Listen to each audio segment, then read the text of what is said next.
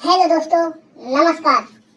दोस्तों, आप सभी का ज्यादा टाइम न लेते हुए डायरेक्टली अब हम बात करते हैं एक ऐसे पॉइंट के ऊपर जो कि हम सब के लिए बहुत ही महत्वपूर्ण है, जिसका नाम है क्या? कृषि। जी हाँ, आज हम बात करते हैं कृषि के बारे में। जी, कृषि क्या चीज है, इन सभी के बारे में। जी, कृषि का सीधा संबंध किससे है?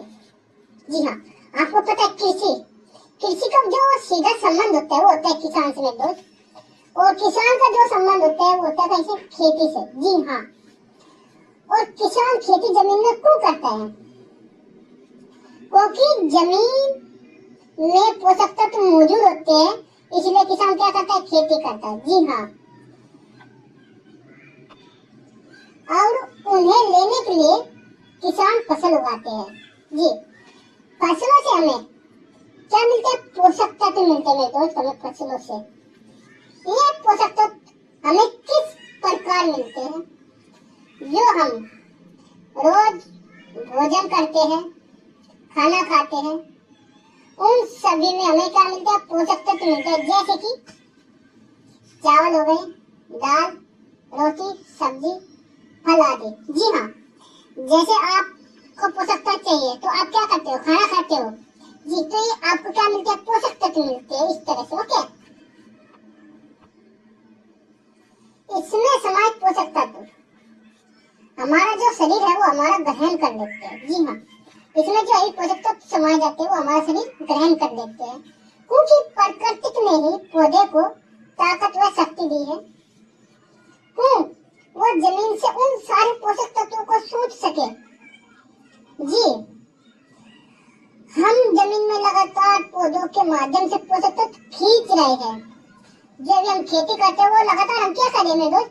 पौधों से जमीन के अंदर से क्या पोषक तत्व खींच रहे हैं। पोषक तत्व कहाँ मिलता है? जमीन में।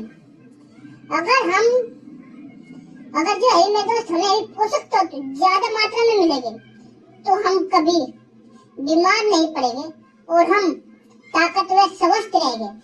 मेरे दोस्त, अब हम बात करने जा रहे हैं भारत जो देश है, भारत एक कृषि का प्रधान देश है, जिसमें 70% से ज्यादा परिवार किसान फैमिली से बिलोंग करते हैं। दोस्त, जो भारत के अंदर है 70% से ज्यादा आदमी ऐसे हैं जो कि किसान फैमिली से क्या करते हैं?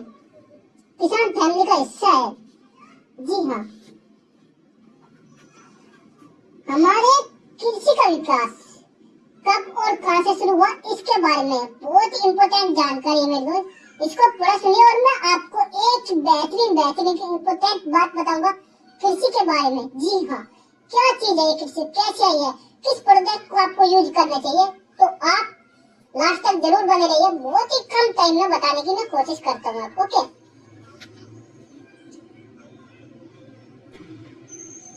हमारे कृषि का विकास कहां से शुरू हुआ? हमारा जो है कृषि का विकास हुआ वो कहां से शुरू हुआ? जी हाँ, हमारा देश सन 1947 ईस्वी में क्या हुआ था? आजाद हुआ था।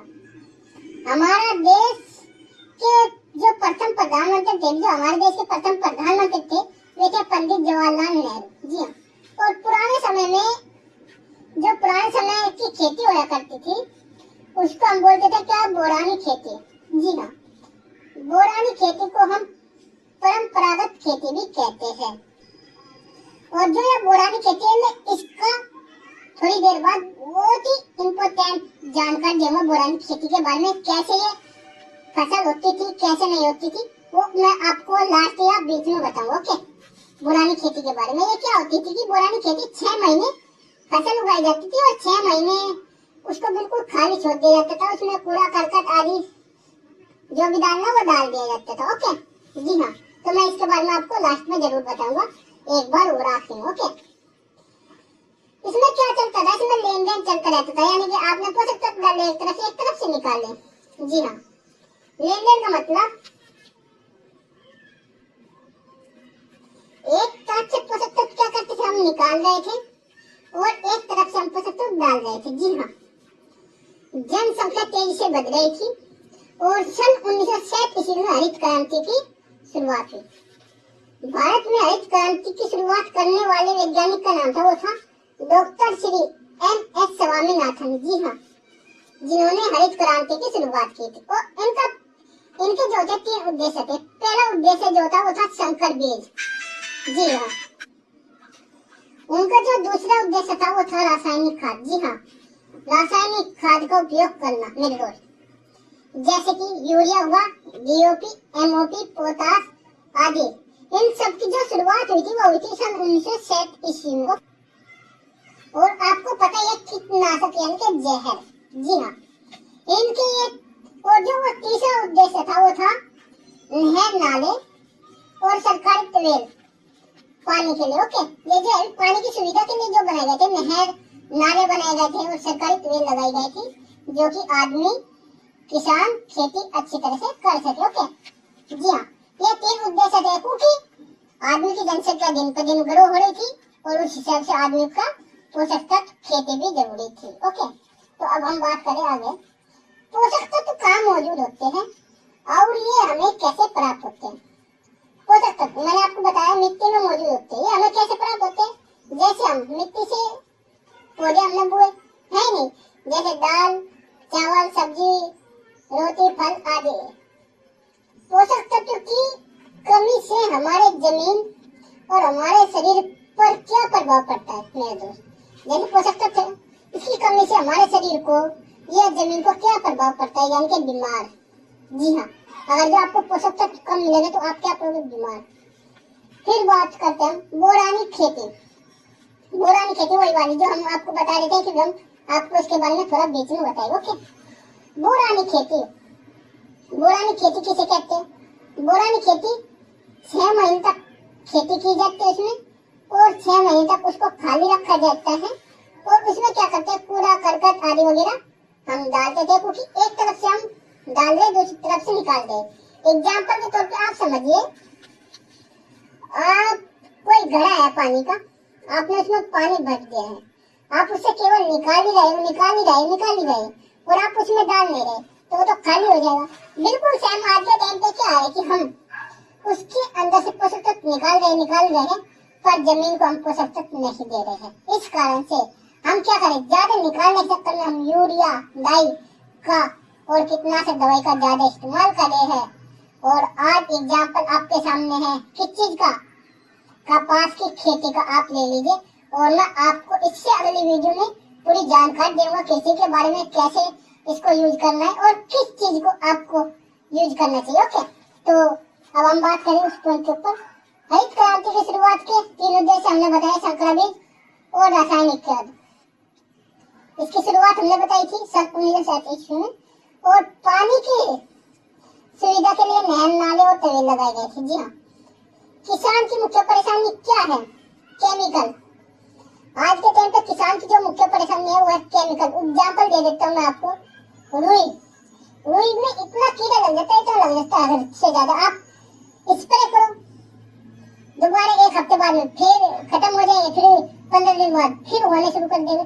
आप डालते रहे हुए होने बंद हो जाएगी, फिर होने शुरू हो जाएगी, फिर उनको क्या लग जाती है? आदत लग जाती है। एग्जाम्पल के तौर पे जैसे कोई आदमी शुरुआत में नशा करता है, कम करेगा तो नशा होगा, जैसे धीमे धीमे आदत लगती है, फिर वो ज्यादा करता है, उसको कोई असर नहीं होता। बिल्कुल सेम हम इनको भी जीव जंतु को जो थे, इनको हम दवाई डालते पर इन्हें आदत लग जाती है। एग्जाम्पल आपने किसान को बताया हमने क्या, रुई कपास की खेती। ओके, तो टाइम ज्यादा होने वाला है, इसलिए मैं बहुत ही जल्द इसको पूरा करने की कोशिश करता हूँ। ओके, किसान का मित्र कौन होता है मेरे दोस्त? जो किसान का मित्र होता है वो होता है केंचुआ। कैसे? किसान का मित्र उनके न होने से जमीन में क्या प्रभाव पड़ता है? केंचुआ मिट्टी को भुरभुरा करता है, जिसमें हवा, धूप, पानी गहराई तक पहुंचती है मेरे दोस्त। ये क्या है? अगर जो आपकी जमीन के अंदर केंचुए हैं तो आपकी जमीन जो है उपजाऊ है, अच्छी जमीन है। अगर जो वहाँ पे केंचुए जो होते हैं, केंचुए मर जाते हैं, वो क्या करते हैं? आप खोदते रहोगे, कोई फायदा नहीं है। नहीं, तो किसान का जो मित्र है वो है केंचुआ। मेरे दोस्त आज के लिए इतना ही, और इससे बेस्ट वीडियो देखने के लिए हमारे चैनल को सब्सक्राइब कीजिए। Thank you, best of luck, धन्यवाद दोस्तों। Okay, bye.